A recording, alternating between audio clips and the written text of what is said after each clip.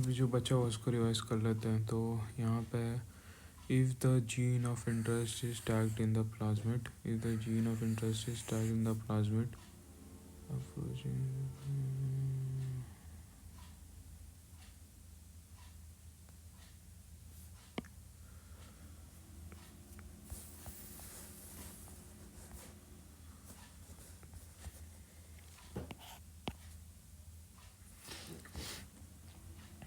तो if the gene of interest is tag in the plasmid, अगर gene of interest जो है, ये कोई जीन ऑफ इंटरेस्ट था, ये प्लाज्मिड में टैग हो गया, then the transformants will lose the property of gene to which GOI is tagged. Insertional inactivation, मतलब टेट्रासाइक्लिन, ये वाला पार्ट एम्पिचिलिन रेजिस्टेंस देता था, ये वाला पार्ट टेट्रासाइक्लिन रेजिस्टेंस देता था। अब इसी में जो ये वाला रिकॉग्निशन साइट था बैम एच वन पे कट लगाए तो क्या हो गया, जो एम्पिचिलिन टेट्रासाइक्लिन रेजिस्टेंस है वो चला गया, तो ये टेट्रासाइक्लिन इनएक्टिवेट हो गया। टेट्रासाइक्लिन रेजिस्टेंस जीन, ये जीन था, ये इनएक्टिव हो गया, तो इसको क्या बोलते हैं, इंसर्शनल इनएक्टिवेशन। मतलब किसी आरडीएनए के इंट्रोडक्शन के कारण अगर कोई जीन साइलेंस हो जाए तो उसको इंसर्शनल इनएक्टिवेशन कहते हैं। अब ये देखो, ये है नॉर्मल, तो ये नॉन ट्रांसफॉर्मेंट नॉन रिकॉम्बिनेंट। अब ऑब्वियसली नॉन ट्रांसफॉर्मेंट है तो नॉन रिकॉम्बिनेंट ही होगा, क्योंकि ट्रांसफॉर्म जब तक नहीं होता तो रिकॉम्बाइन कैसे होगा। अब यहाँ पे ये बैम H1 साइट है टू नॉन रिकॉम्बिनेंट ट्रांसफॉर्मेंट, मतलब ट्रांसफॉर्म तो हो गया है लेकिन नॉन रिकॉम्बिनेंट है। नॉन रिकॉम्बिनेंट ट्रांसफॉर्म तो हो गया, ये नॉर्मल वाला था, ये ना तो ट्रांसफॉर्म हुआ ना तो रिकॉम्बाइन। अब ये वाला इकोलाई वाला तो अपना ट्रांसफॉर्म हो गया, नॉन ट्रांसफॉर्म तो हो गया, इकोलाई ट्रांसफॉर्म हो गया, ठीक है। इसमें टेट्रासाइक्लिन एम्पिसिलिन दोनों रेजिस्टेंस आ गया, लेकिन रिकम्बाइन नहीं हुआ क्योंकि ये एम्पिसिलिन और टेट्रासाइक्लिन वाला साइलेंस नहीं हुआ। अब ये टेट्रासाइक्लिन वाला साइलेंस हो गया तो नॉन रिकॉम्बिनेंट भी होगा और नॉन ट्रांसफॉर्मेंट भी होगा, ठीक है। तो ये इकोलाई का असल में बात किया जा रहा है। इकोलाई में अगर ऐसा तरह का प्लाज्मिड होगा तो ये पहला तो नॉन ट्रांसफॉर्मेंट नॉन रिकॉम्बिनेंट, नहीं नॉन रिकॉम्बिनेंट, ट्रांसफॉर्म तो हो गया, नॉन रिकॉम्बिनेंट ट्रांसफॉर्मेंट। अब ये ट्रांसफॉर्मेंट भी है और रिकॉम्बिनेंट भी है। अब देखो, ये कल्चर प्लेट है, कल्चर प्लेट में साइमल्टेनियसली हम लोग वो किए, प्लॉट किए।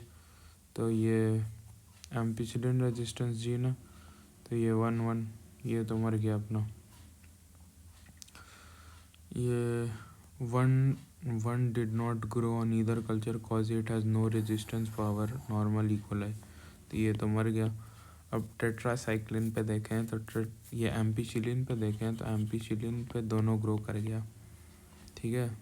तो एम्पिसिलिन पे नॉन ट्रांसफॉर्मेंट वाला भी ग्रो कर गया, नॉन रिकॉम्बिनेंट वाला भी ग्रो कर गया, सॉरी एम्पिसिलिन वाले पे ट्रांसफॉर्मेंट बस होना चाहिए। तो ट्रांसफॉर्मेंट चाहे नॉन रिकॉम्बिनेंट हो चाहे रिकॉम्बिनेंट हो, तो नॉन रिकॉम्बिनेंट ट्रांसफॉर्मेंट और रिकॉम्बिनेंट ट्रांसफॉर्मेंट दोनों ग्रो कर गया। लेकिन टेट्रासाइक्लिन पे आए तो टेट्रासाइक्लिन पे रिकॉम्बिनेंट वाला लूज़ कर चुका था टेट्रासाइक्लिन रेजिस्टेंस, तो टेट्रासाइक्लिन रेजिस्टेंस रिकॉम्बिनेंट वाला नहीं ग्रो कर पाया। और ये कौन सा है, ये नॉन रिकॉम्बिनेंट ट्रांसफॉर्मेंट। ये ट्रांसफॉर्म तो हुआ था, मतलब वो रेजिस्टेंस तो हो गया था, बट ये क्या हो गया था कि ये वो नहीं कर पाया था, रिकॉम्बाइन नहीं कर पाया था। किसके साथ, वो बैम H1 साइट के बदले किसी से रिकॉम्बाइन नहीं कर पाया, तो इसका जो टेट्रासाइक्लिन रेजिस्टेंस है वैसे ही का वैसा रहा, इस पर भी ग्रो कर गया। 3 grew on amphicycline culture but not on tetracycline culture, showing that insertional inactivation of tetracycline gene. तो टेट्रासाइक्लिन जीन का इंसर्शनल इनएक्टिवेशन दिखाता है कौन, ये वाला थर्ड वाला, क्योंकि यहाँ पे क्या हो गया, इंसर्शनल इनएक्टिवेशन हो गया तो ग्रो ही नहीं किया फिर टेट्रासाइक्लिन पे, लेकिन एम्पिसिलिन पे ग्रो कर गया था क्योंकि एम्पिसिलिन का छेड़ा-छाड़ी कभी नहीं हुआ है। छेड़ा-छाड़ी हुआ था टेट्रासाइक्लिन के साथ। This shows that gene of interest is tracked at BAM-H1 site. BAM-H1 site पे टैग हो गया है अपना जो GOI था, gene of interest. To grow on both culture which are non transformants,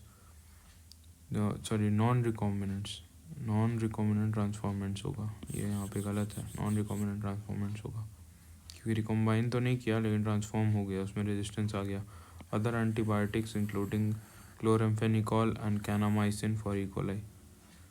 other antibiotics तो क्लोराम्फेनिकॉल है और कैनामाइसिन है। Cloning site also called restriction site और palindromic sequence. Cloning site also called recombination site or palindromic sequence, which are 4 to 8 base pair long.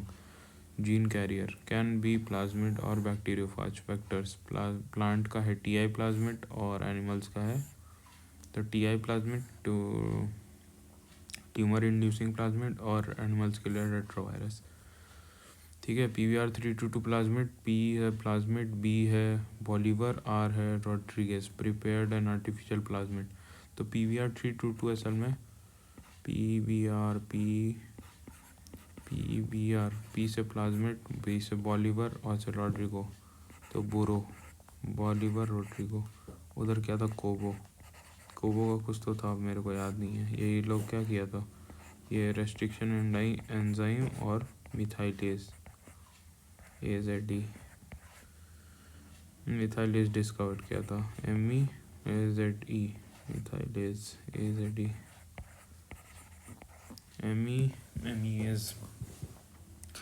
यहाँ Bolivar और Rodrigo है, Bolivar ball Rodriguez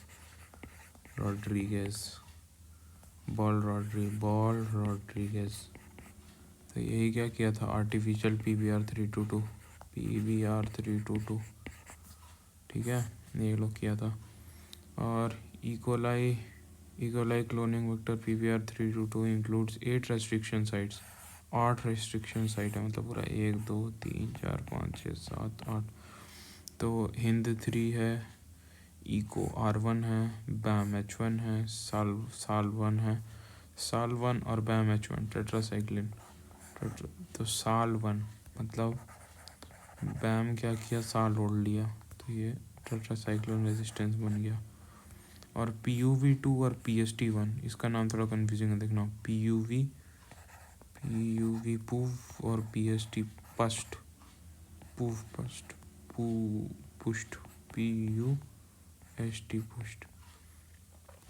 तो PUST पुष्ट किससे, एम्पिसिलिन से पुष्ट।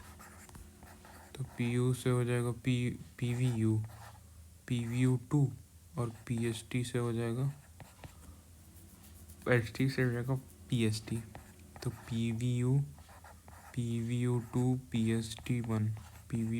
PST1 इसके लिए क्या था, BAM और साल, BAM-H1 SAL1 PVU PST1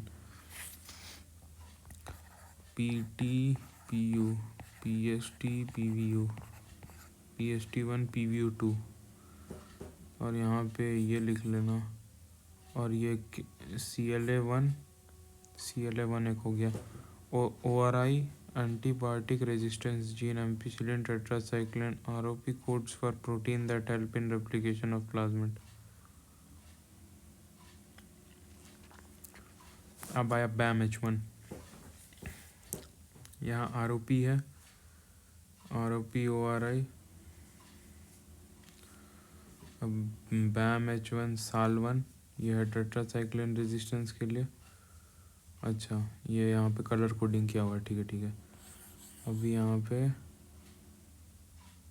ये है PST PVU और दोनों के बीच में क्या है, इको R1 CLA1 और HIND3 इको R1 CLA1 और HIND3 eco R1 CLA1 HIND3।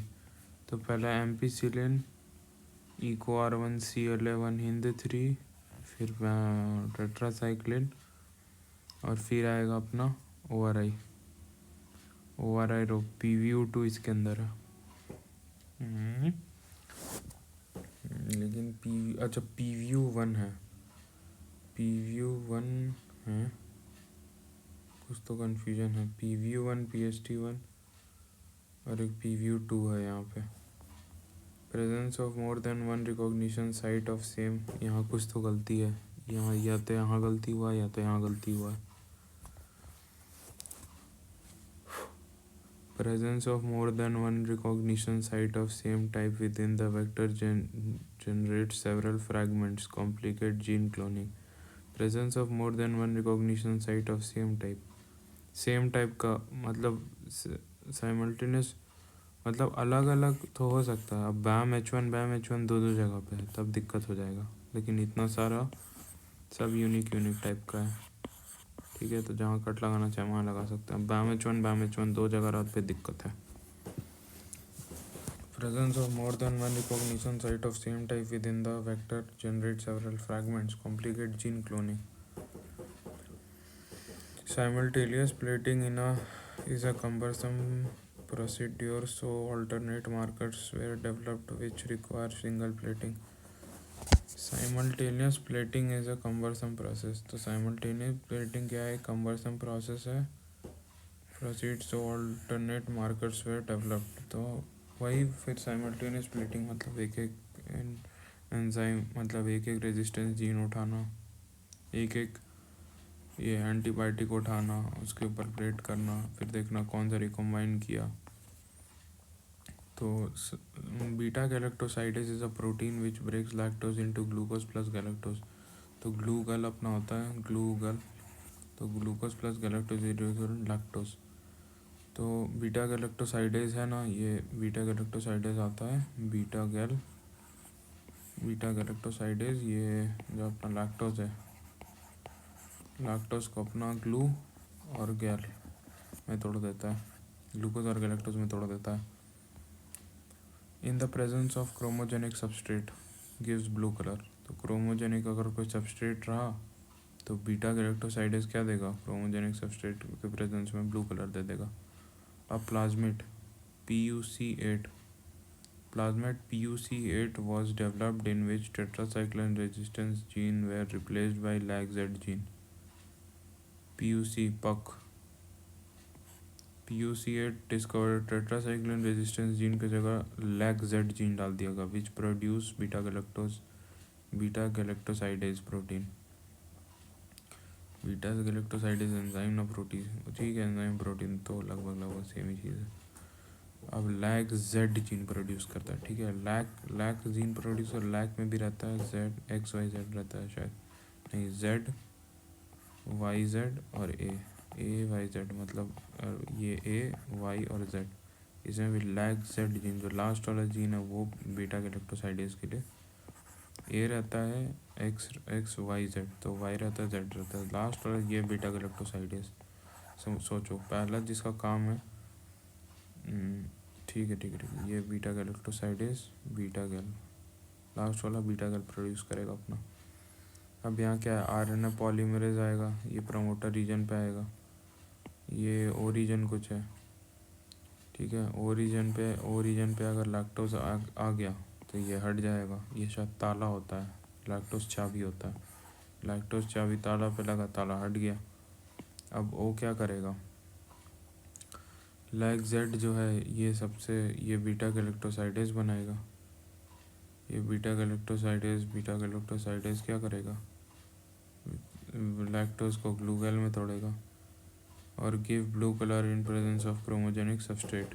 ये क्रोमोजेनिक सबस्ट्रेट का प्रेजेंस में ब्लू कलर दे देगा, कौन सा? Beta galactosidase. और ये लैक्टोज तो यहाँ के हट गया। लैक्टोज जैसे ही सेल को पता चला, लैक्टोज का सरफेस पे ही, मतलब सेल का सरफेस पे ही ताला लगा हुआ था, ठीक है। लैक्टोज जैसे ही पता चला ताला को, लैक्टोज आया, लैक्टोज पर ताला फट से खुल गया और ये जीन का ट्रांसलेशन स्टार्ट हो गया। सबसे पहला ही जीन था अपना Z, सोचो, ये वर्ड में तो लास्ट है लेकिन जीन सबसे पहला है। ये क्या किया, ये जो ताला बंद करवाने के लिए वापस से लैक्टोज को क्या किया, ग्लूगैल में तोड़ दिया। असल में गैल का तो कोई काम नहीं था, ग्लूकोज मेन एंट्री करवाना अपने को। तो फिर परमियज कोई वो एंजाइम अपना रहता है चैनल्स जिसके थ्रू फिर ग्लूकोज अंदर घुस जाता है, तो वो अपन पढ़ेंगे लैक का जब आएगा।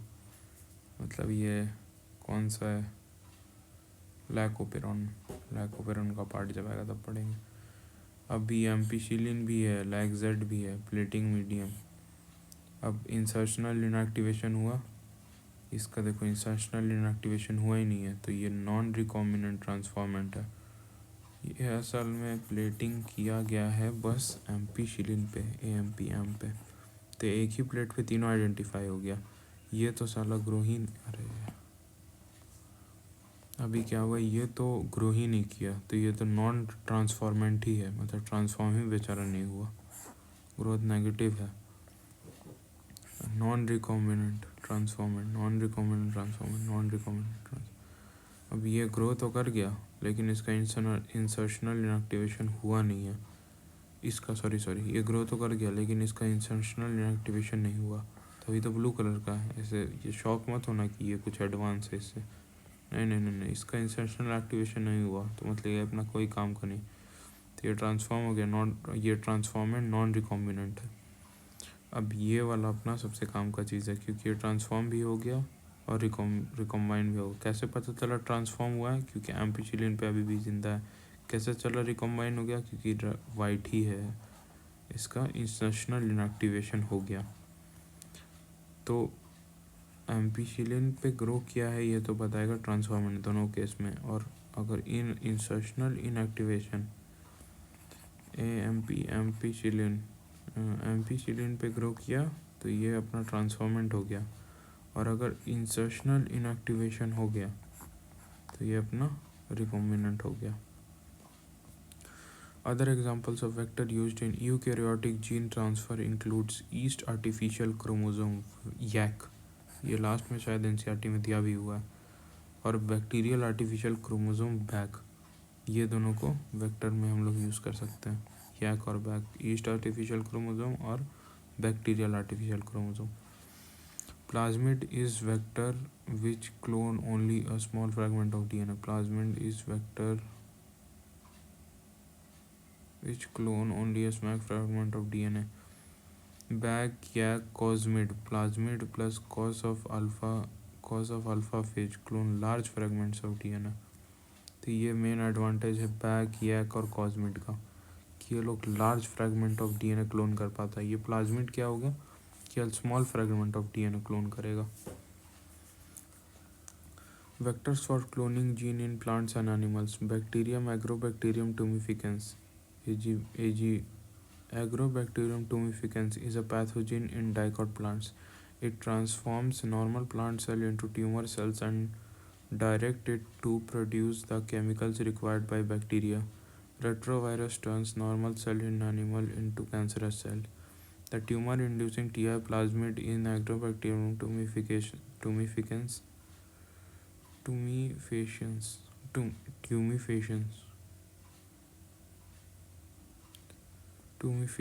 Agrobacterium tumefaciens has been modified it into cloning vector and is no more pathogenic, can transfer recombinant DNA to monocot as well.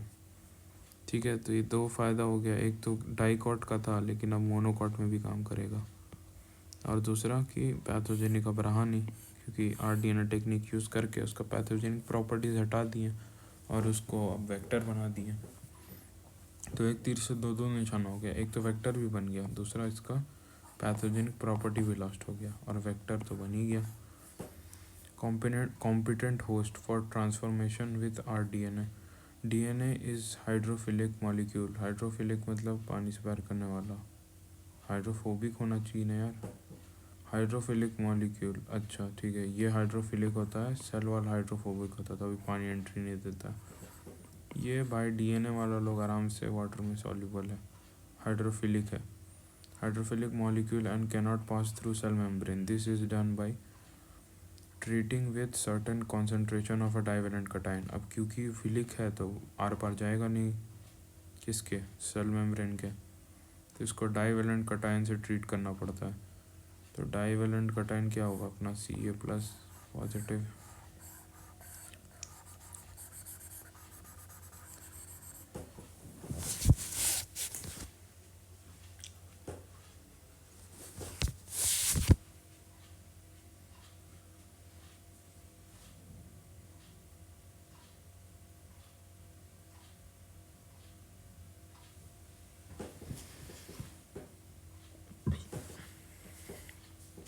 अब Ca plus positive calcium divalent cation है, divalent cation, divalent cation, divalent cation.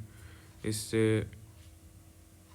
ये RDNA तो अपना negative है, DNA तो negative ही होता है, cation positive होता है। तब क्या होता है, पॉजिटिव नेगेटिव, इसको पॉजिटिव जो नेगेटिव DNA है उसको पॉजिटिव घेर लेगा।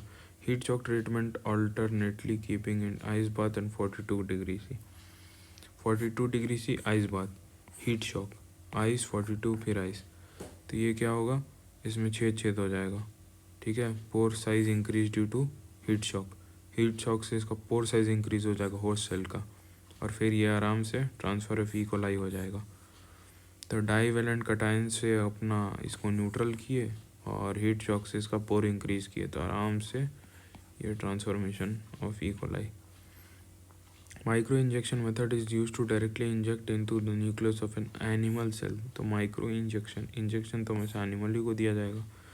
इन बायोलिस्टिक्स और gene gun, cells are bombarded with high velocity microparticles of gold or tungsten coated with DNA is suitable for plant cell। तो माइक्रो इंजेक्ट ये बैलिस्टिक्स और जैसे गोल्ड टंगस्टन को कोट करके बैलिस्टिक्स हम लोग किस में यूज़ करते हैं, प्लांट्स में, ठीक है। क्या याद रखना, जीन गन प्लांट होगा और माइक्रो इंजेक्शन एनिमल होगा। Process of RDNA technology, step involved in process of RDNA technology, isolation of DNA। अब प्लांट DNA आइसोलेट कैसे करें, मान लो हमको तुलसी का कोई एक जीन चाहिए जो तुलसी को उसका वो फ्रेगरेंस देता है, तो तुलसी का यहाँ पे वो ले लिए अपन, सेल ले लिए। अब जैसे तुलसी लिए तो प्लांट सेल है तो सेल्यूलेज डालेंगे, एनिमल या फिर बैक्टीरियल सेल होता तो लाइसोजाइम डालते हैं। एनिमल या बैक्टीरियल सेल में लाइसोजाइम याद रखना, एनिमल हो चाहे बैक्टीरियल सेल हो, लाइसोजाइम, तभी उसका सेल मेम्ब्रेन डाइजेस्ट करेगा। प्लांट और फंगाई में सेल वॉल होता है, प्लांट में सेल्यूलोज का होता है, फंगा में काइटिन का होता है, तो काइटिनेज डाल देंगे।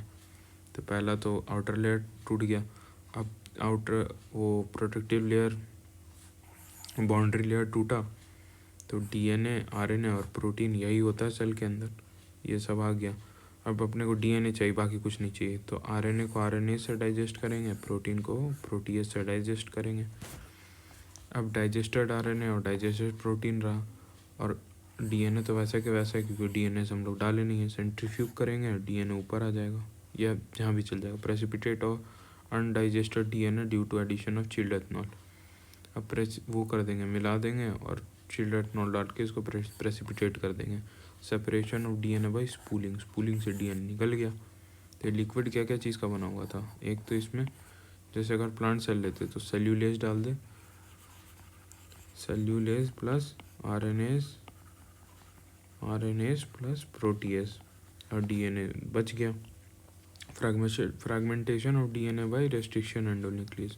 अब ये DNA में यहाँ कुछ इसका फ्रेग्रेंस वाला तुलसी का था, रेस्ट्रिक्शन एंडोन्यूक्लियस हिसाब से अपना डाले कि केवल वही पार्ट क्लीव करे, और ये पार्ट क्लीव हो गया, तो ये अपना क्या बन गया, जीन ऑफ इंटरेस्ट, GOI। अब isolation of gene of interest by gel electrophoresis. अब ऐसे ही नहीं आइसोलेट कर सकते, ये सब इतना बिखरा जो ये है पार्टिकल है, सब अलग अलग है ना, कोई छोटा है कोई बड़ा है, तो कुछ सीव चाहिए, तो सीविंग इफेक्ट तो एक ही चीज़ दिखाता है, वो एग्रोस जेल। तो अपना एग्रोस जेल डाल के इलेक्ट्रोड्स के सामने इसका जेल इलेक्ट्रोफोरेसिस करवा देंगे।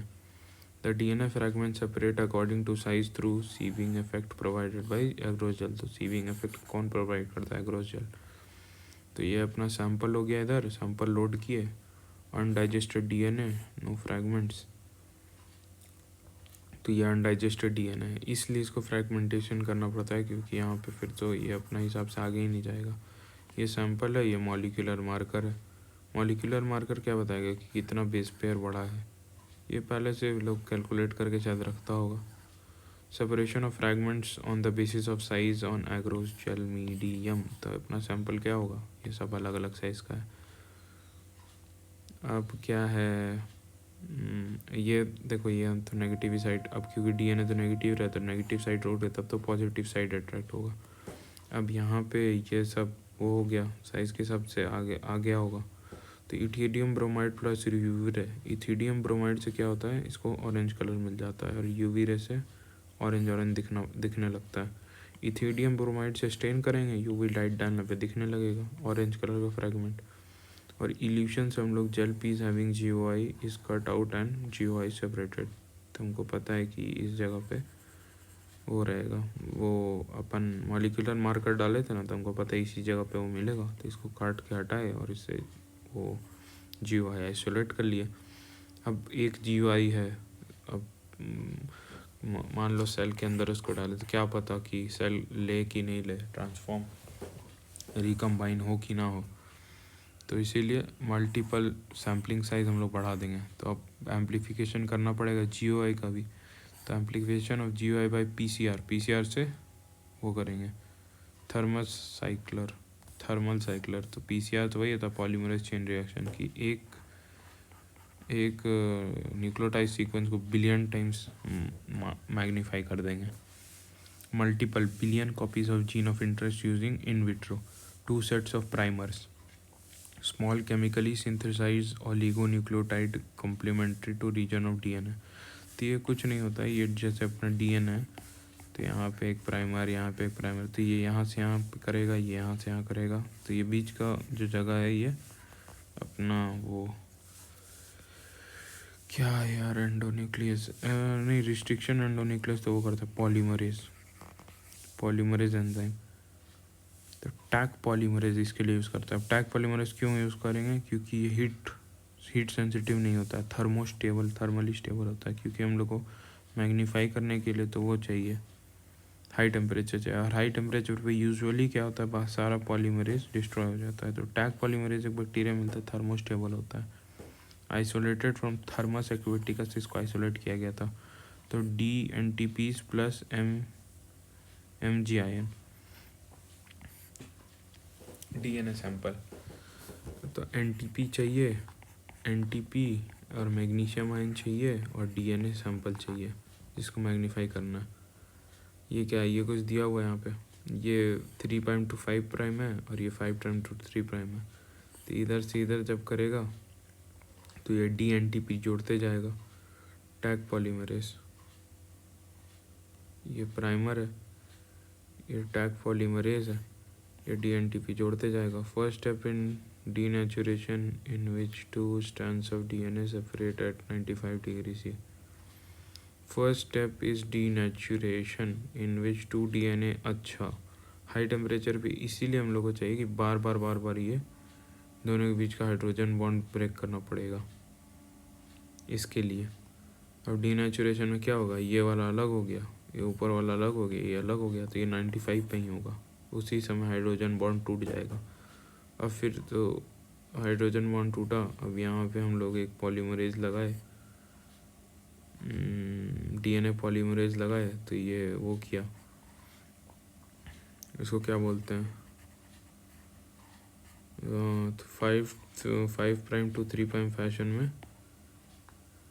क्या बोलते हैं यार,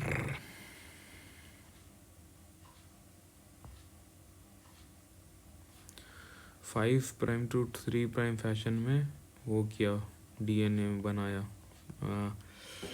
इसको क्या बोलते हैं, वर्ड भूल रहे हैं, कुछ तो बोलते हैं, चलो ये होमवर्क रहेगा, वर्ड क्या है, फैशन में ट्रांसक्राइब करेगा, हाँ भाई ट्रांसक्राइब ही होगा, ट्रांसक्रिप्शन ट्रांसलेशन ट्रांसक्रिप्शन